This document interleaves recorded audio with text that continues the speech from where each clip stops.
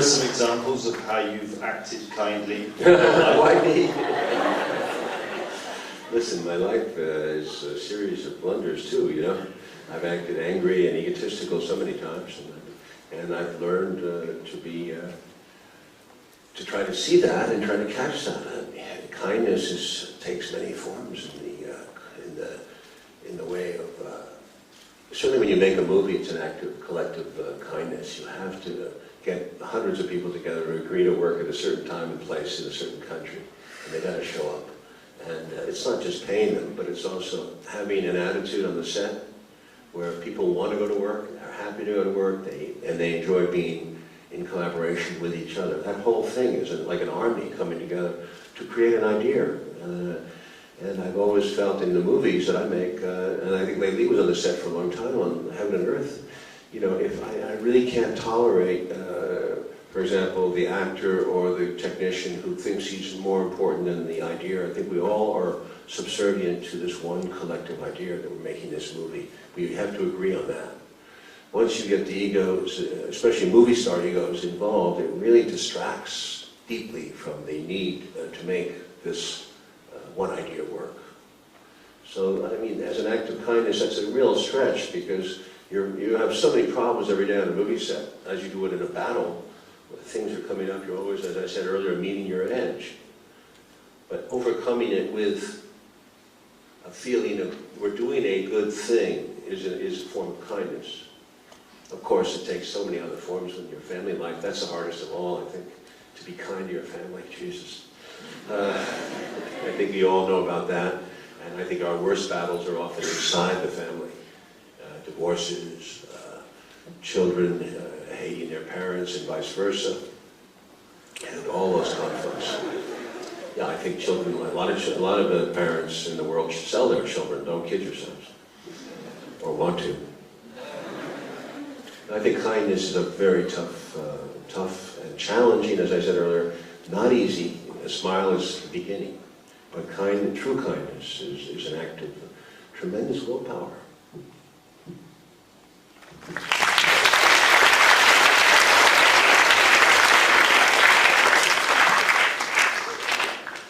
Well, you said before that you were a lost and wandering child. Having learned from your past experiences, do you have any key guiding points for us to finding our respective purposes in life?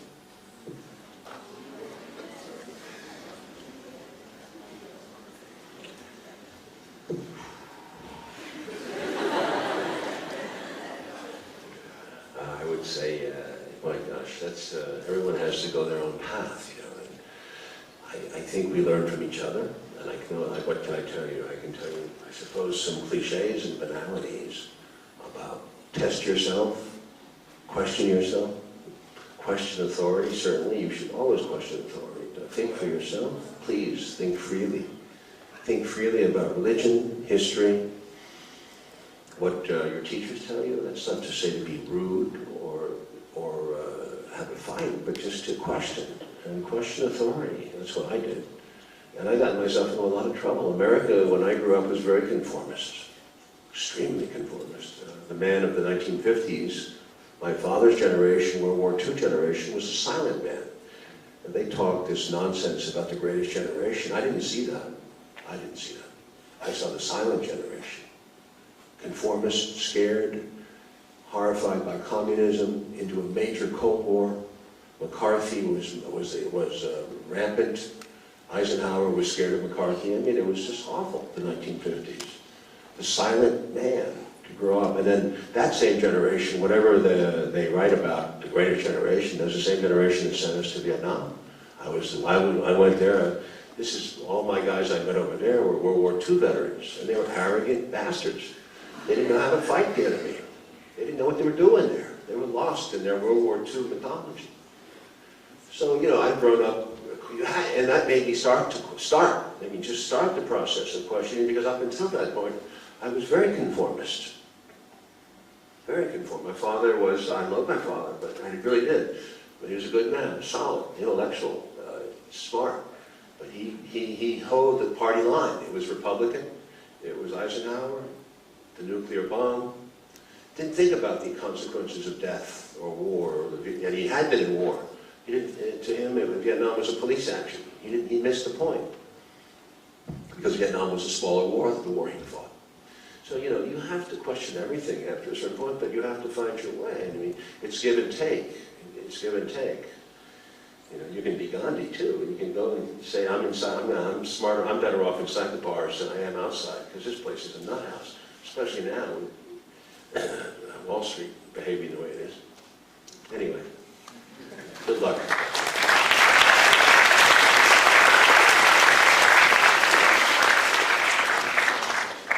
Or a musical, which is lovely to get. It's great to have everybody agree.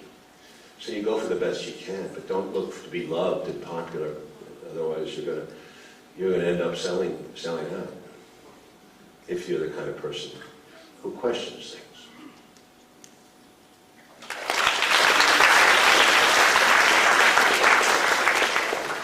Over the next 3 years, you've done so many documentaries, and the latest film on Wall Street. Can you please share with us what you have done lately? What have I done? I've done documentaries, you mean, and very interesting subject matter. I did three on Castro. The third one is Fidel Castro of Cuba.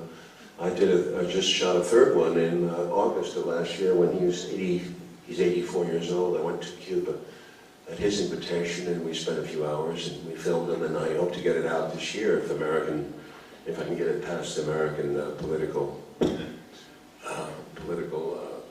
media. Anyway, I did 3 on Castro, 1 on Israel and Palestine, called Persona Non Grata, which was shown on American television, limited.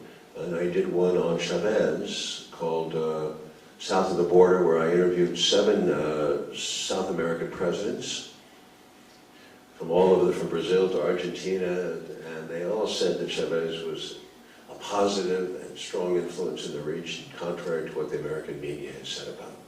So I was challenging the American viewpoint of Chavez and Castro.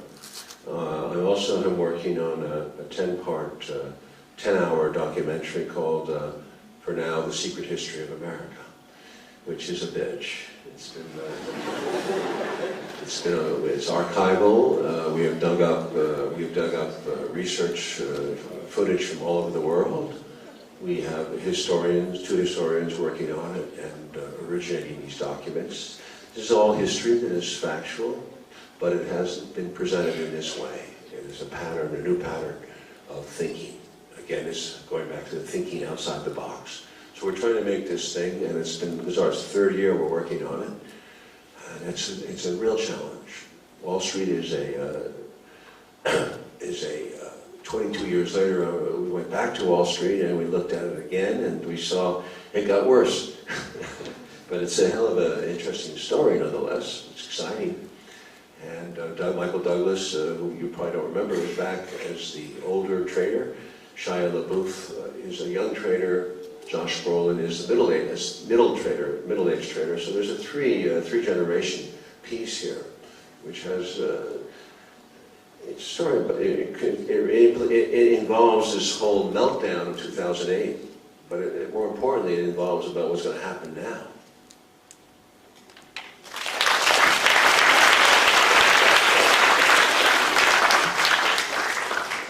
If you have a chance to make a movie that summarizes all the events in the 20th century, what's the focus are you gonna put on? Like, what are you gonna put on the movie? I'd rather do the documentary, frankly. The Secret History of America, in fact, it doesn't start, but it goes from 1900 election of William Jennings Bryan against William McKinley. That was the 1900 election, and compares it to the 2000 election of Gore Bush.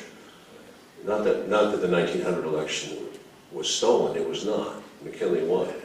But the 2000 election definitely was stolen by the Supreme Court. But it's still, there was a lot of issues in those 2 elections that are really pregnant to what's going on today about imperialism and about America's reach abroad. So it's a great story, and we try to wind World War I into World War II, into the Cold War, and explain the Cold War from this perspective. empires. We study in the American Empire, the British Empire, and the Russian Empire. Those three empires is a triangulation. And frankly, it's a new way of thinking about this thing, because in American history, which is very self-centered, I mean, the way I grew up, the way the books are written, it's America first kind of theory. And of course, Britain is our ally, but it's not at all that way. It's a very interesting story of of the true history of the 20th century, where America is part of a globe of planets, a nation, a globe of countries. And we try to look at this thing objectively. So it's a real challenge, because it has to be shown in America too. So, you know, history has been perverted, and not just America too. I mean, I think that every country perverts its history to make itself look best, whether it's France, Italy, China. Every country tends to the nationalistic view of history.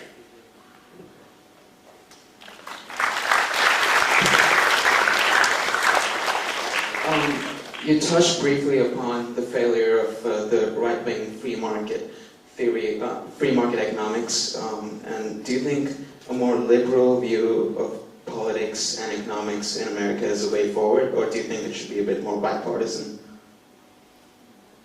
What do you mean by bipartisan? I'm sorry.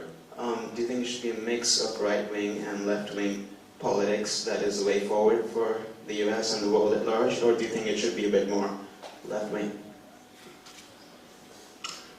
Well, I'm not quite sure what those words mean, because they've been kind of distorted in this debate, you're saying.